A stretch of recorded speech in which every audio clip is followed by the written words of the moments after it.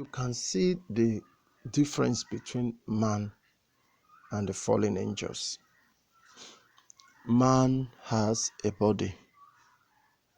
Man is a spirit, having a soul, and residing in a body. It is that body that God gave man,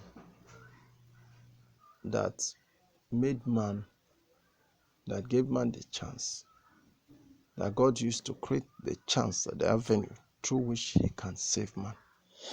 Because the earth unarguably belongs to him. The accuser of the brethren cannot do otherwise, cannot accuse God, cannot accuse his work, because he is true and just. The earth is the Lord. And that's why you discover that after the fall of man, God related with man based on his footstool on the earth and his shadow being cast on the earth. Now listen carefully. Fallen angels, they were only created, they were not formed. And so when they fell, there was no chances for redemption for them. Not that God is wicked. No. I want you to understand the difference. Man was created in Genesis 1 and was formed in Genesis 2. But the angels that are now fallen were only created. They were not formed. So the privileges inherent in the formation of man is not found in them because they were only created. This is the picture of things concerning man and the fallen angels. Now, if you look at when God was relating with man after the fall of man, God always relates with man in pattern. Why? Because he was dealing with the earth side of man, the dust side of man. He was dealing with the dust side of man. That's why you discover that the first time after the fall of man that God dealt with the spirit of man was on the finished work of Jesus on the cross of Calvary.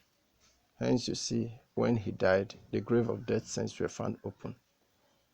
And when he rose again, they were seen on the street of Jerusalem. They appeared before people on the street of Jerusalem. Many death sins were found, appearing before they were taken up to glory. What does that mean? That which had their soul, though they were saints, or that which had their spirit, though they were saints, were dealt with at the finished work of Jesus on the cross of Calvary.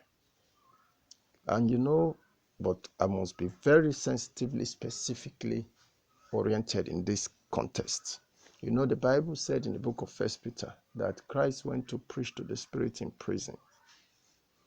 Now, he went on saying, who were one time disobedient, wherein the gospel of Noah was preached, wherein 8 were saved. So Jesus accomplished a lot, and even the psalmist in the book of Psalm made emphasis on a gate which was asked to open that the King of Glory may come in. He was making reference to the accomplished work of Jesus on the cross of Calvary, the spiritual side of it, which the literal eyes did not see, but not for the fact that pages of God's word showcase what Jesus Christ accomplished while he was 3 days and 3 nights in the belly of the earth, just as he said, as Jonah was in the earth, was in the belly of the fish for 3 days and 3 nights, so shall the Son of Man be. So that is about that.